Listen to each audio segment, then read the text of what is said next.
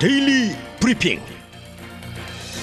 네, 매주 목요일 데일리 브리핑에서는 퀀텀 F&A 최은하 대표를 모십니다. 안녕하십니까? 안녕하십니까? 네, 오늘 아침에 연방 상무부가 발표한 10월의 개인 소비 지출 PCE 가격 지수가 지난해 같은 달보다 6%가 그리고 지난달보다는 또 0.3%가 각각 올랐다고 오늘 아침 밝혔는데, 이 상승폭이 좀 예상보다 줄어들면서 인플레이션이 통제가 되는 것이다 라는 그런 진단들이 나오고 있습니다. 여기에 대해서 좀 설명을 부탁드릴게요. 네, 여기서 저희가 자주 얘기를 한 부분입니다만은, 지금 인플레이션을 보는 데 있어서는 요즘같이 아주 그 특수한 상황에서는 두 가지 지표를 다 봐야 되는데요. 네. 일반적으로는 연간 지표를 중요하게 생각해요. 지난 2개월간 얼마가 올랐느냐 이걸 보는데, 요즘은 월별 지표가 더 중요한 시기가 되고 있어요. 네, 이게 무슨 얘기냐면, 워낙 그 변동폭이 크다 보니까 이제 지난 12개월치를 다 합쳐가지고 계산을 하면은 작년 11월, 12월 이럴 때 예를 들면 굉장히 높았다. 그러면은 올해 11월, 12월이 아주 낮게 나와도 그때의 숫자가 들어가기 때문에 높게 나오는 그런 현상이 있어요. 이게 이제 소위 저희가 말하는 기저 효과라고 하는 건데요. 베이스라인 이펙트라고 하는 건데, 그러다 보니까 작년 10월부터 금년 10월까지의 숫자만을 놓고 보면은 6%가 나온다. 이렇게 되면 6%는 이제 굉장히 높이 보이는 거죠. 그렇죠. 반면에 지난 한 달 동안은 0.3%가 올랐다. 그 다음에 이제 에너지 부분하고 식품 부분을 제외한 저희가 더 중요하게 보는 이제 근원 물가 지수, 이 부분은 0.2%만 올랐어요. 네.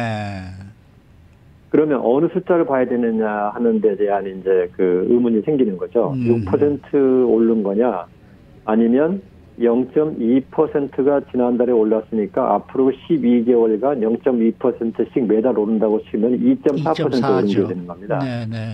또 어느 게 이제 더 우리가 그 어떤 신뢰성을 줘야 되는 거냐 하는 건데, 지금 같은 경우는 이 월별 추세가 어떻게 되는가가 이제 더 중요하다. 이런 타이밍이에요, 요즘에. 그런 점에서는 이제 상당히 인플레이션에 대한 통제가 잘 된 한 달이었다라고 볼 수 있는데, 이제 문제는 뭐냐면 지난 7월에도 이런 현상이 있었어요. 7월에도 월별, 그 전까지는 월별 0.5, 0.6, 뭐 0.8%씩 오르다가 7월에 0.3% 올랐다 이렇게 갑자기 떨어졌었거든요.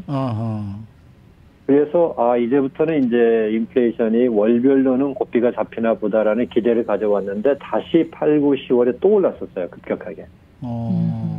그래서 지금은 그 지난달에 이 소비자 물가지수 PCE죠. PCE 지수를 보고서 아주 좋은 소식이지만 아직은 안심을 할 수가 없다. 이게 추세로 확정이 돼야 된다라는 이제 그런 의미가 좀 남아 있습니다.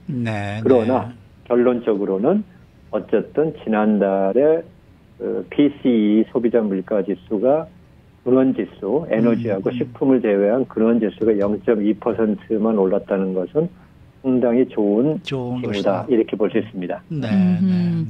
자, FOMC가 금리 인상폭을 0.5%포인트로 줄일 수 있다라는 것을 시사했는데, 이 이야기는 여론이 좀 좋지 않으니까 그 반발 여론에 따라서 그렇게 하는 건가요? 아니면은 뭐 고용시장을 비롯해서 여러 가지 주요 지수가 좋기 때문에 0.5%포인트 줄일 수 있다라고 시사가 나온 건가요?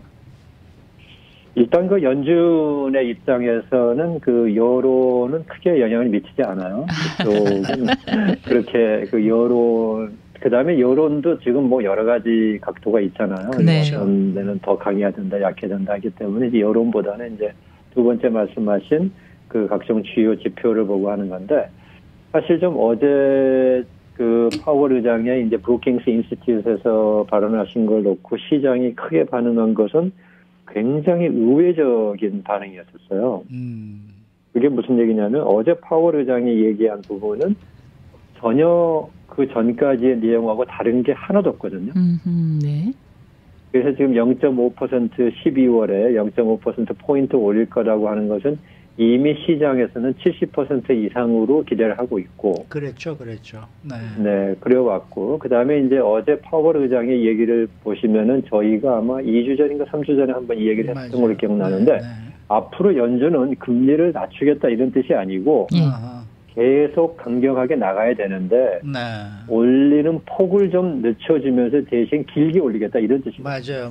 그랬어요. 네, 근데 어제도 똑같은 얘기를 하신 거고, 그 다음에 또 올린 다음에도 그 올려있는 상태에서 내려가는 때까지 기다리는 기간이 꽤 오래될 것이다. 이제 이 얘기까지 하고 있어요. 근데 이것 또한 어제 또 다시 한번 컨펌이 된 얘기인데, 지금 우리 이제 이 위원께서 말씀하신 질문하신 부분에 대해서 답을 드리자 그러면 뭐가 지금 연준에서는 이렇게 좀 속도 조정을 해야 되는 그런 것을 가져온 내용이 뭐냐 했을 때 크게 두 가지가 있습니다. 하나는 지금 미국의 달러가 그동안 너무 강하다 보니까 우리 한국도 마찬가지인데 달러 강세를 막기 위해서 환율 방어를 하다 보니까 각국의 그 환율 시장 개입들이 많아지고 그러면서 자금이 미국으로 많이 흘러 들어왔어요. 그러다 보니까 어떤 현상이 발생하냐면 지금 주식시장이나 채권시장에서의 돈이 메말라 있습니다. 전 세계적으로. 근데 이게 자금시장이, 그러니까 자본시장이나 채권시장과 주식시장을 말하는 자본시장이 움직이는 것이 뭐 그렇게 경제에 영향이 있느냐 이런 부분에 대해서는 뭐 그렇게 큰 영향은 없지만 이 정도로 경색이 됐을 때는 상당한 영향을 미칠 수가 있습니다. 그러면 이제 기업들이 대출을 받고자 해도 그런 자금도 부족할 수 있고요. 그 다음에 기업들이 그 주식시장에서 주식을 발행해서 돈을 만드는 것도 어렵고 또 채권시장에서 채권을 발행해서 돈을 만드는 것도 어렵고 그래서 이제 소위 자금시장에 자본시장의 자금 경색화 현상이 발생하고 있는데 이 이유 중에 가장 큰 것이 연준이 너무 금리 인상 속도를 빨리 하기 때문이다라는 그러한 판단들이 좀 많이 나와 있었습니다. 그러다 보니까 이제 이 세계적인 자금 시장의 고갈 현상을 좀 완화해주기 위해서 이제 속도 조정을 해야 된다는 필요성을 느낀 거로 해석을 하고 있고요. 두 번째는 뭐냐면 연준이 너무 계속 0.75씩 계속 올리다 보면 잘못하면은 예상치 않게 빨리 내려야 되는 시기가 빨라질 수 있어요. 네, 그러니까 이 빨리 올리지 않기 위해서 빨리 내리지 않기 위해서 천천히 올리겠다 이런 얘기죠. 네, 그래서 이러한 두 가지 의미 때문에 이제 12월부터는 0.5로 하고 내년부터는 0.25포인트씩 올리지 않겠느냐라고 그렇게 시장에서 보고 있는데, 그래도 현재까지 연준의 입장은 저희가 오해를 해서는 안 되는 게 연준은 절대로 지금 강경 긴축 기조를 늦출 의사가 아직까지는 없습니다. 네, 그것은 뭐 어제 내용에서도 확인된 거고 현재까지 분위기는 그렇고요. 이제 14일에 오늘 그 PC 인플레이션이 나왔고 그 다음에 다음 주에 CPI가 나올 거고요. 그 다음에 내일 발표되는 이제 그 11월에 고용이 얼마가 됐느냐 이것이 나오고 난 다음에 연준이 그에 대한 방향이나 기조가 조금 변화가 있을 수 있지 않겠느냐 그런 기대는 하지만 아직까지는 변화가 없다 이렇게 이해를 하시는 게 제일 타당한 설명이 될 것 같습니다. 네. 자, 이 추수감사절 때부터 뭐 블랙 프라이데이, 사이버 먼데이까지 이르기 이 닷새 동안에 지금 뭐 매출이 상당히 늘어났다라는 얘기가 나오면서 내년 경기 침체가 그런대로 소프트 랜딩을 하지 않겠느냐라는 지금 전망들이 지금 지속해서 나오고 있습니다. 우리 최 대표님께서는 어떻게 보십니까? 내년 경기? 네, 지금 그 전반적으로 이제 IMF라든지 OECD 이런 데서 바라볼 때의 내년도 경기 전망은 흥미롭게도 중국을 제외하고는 다 침체에 빠질 것이라는 입장이에요. 아, 그래요? 네, 그 아주 이상한 것 같이 들리는데. 왜 하필이면 중국만 빼놓습니까? 하필이면 중국을 빼놓느냐는 것은 중국이 금년도까지 너무나도 심한 그 코비드에 따른 그 봉쇄를 많이 했잖아요. 네. 이제 이러다 보니까 이 봉쇄가 어느 순간에는 이제 못하는 단계에 오지 않겠느냐. 그래서 봉쇄가 풀리는 것이 코비드가 진정이 되든지 아니면은 정책적으로 어쩔 수 없이 풀리든지 간에 중국 경제는 이 금년도가 인위적으로 그 봉쇄 정책에서 너무 심하게 주저앉았다라는 이제 그런 견해다 보니까 내년에는 중국 경제는 그거보다는 반등할 것이다 이런 입장이고 이제 다른 나라들은 다 상대적으로 침체에 빠지는 그런 가능성이 높다 하는 얘기인데 여기서도 가장 건재한 국가가 저희가 살고 있는 미국입니다. 아 그래요? 네.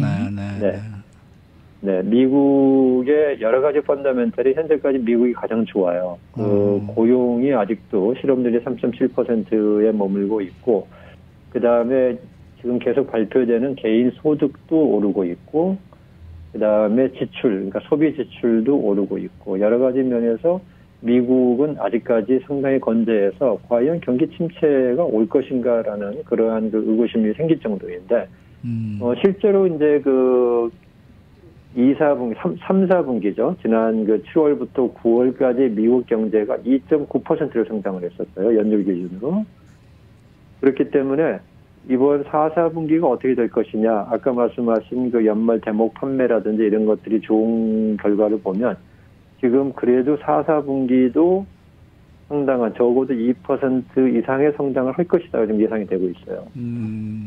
그렇게 보니까 미국 경제가 세계에서 지금 가장 좋은 상태다. 그러니까 상대적으로 볼 때 그런 것이어서 이렇게 되면은 이제 미국의 경제의 연착륙 가능성이 좀 올라가지 않았느냐 이렇게 보는 건데 그러면 연준은 왜 연착륙 가능성이 자꾸 멀어져 간다라고 얘기를 하느냐 하는 점은 네 그게 좀 이상한데 연준에서 볼 때는 아직까지 금리 인상의 하락에 따른 경기 하락 효과가 충분히 반영이 안 됐다라고 지금 보고 있는 게 하나 있고요.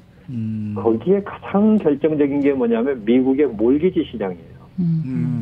몰기지 시장은 세계에서요. 이렇게 30년 고정금리가 이렇게 있는 나라는 미국밖에 없어요. 그래요? 네. 그러니까 이렇게 금리를 올리면 소비자들이 가장 타격을 받게 된다고 하는데 미국이 실제로 타격을 많이 안 받는 이유가 미국의 소비자들의 대부분의 가장 큰 이자에 따른 지출이 몰기지 이자율이거든요. 이자거든요. 그런데 거의 대부분 3%대의 지금 몰기지를 갖고 계세요. 그리고 이것은 앞으로 30년간 그 고정금리예요. 네.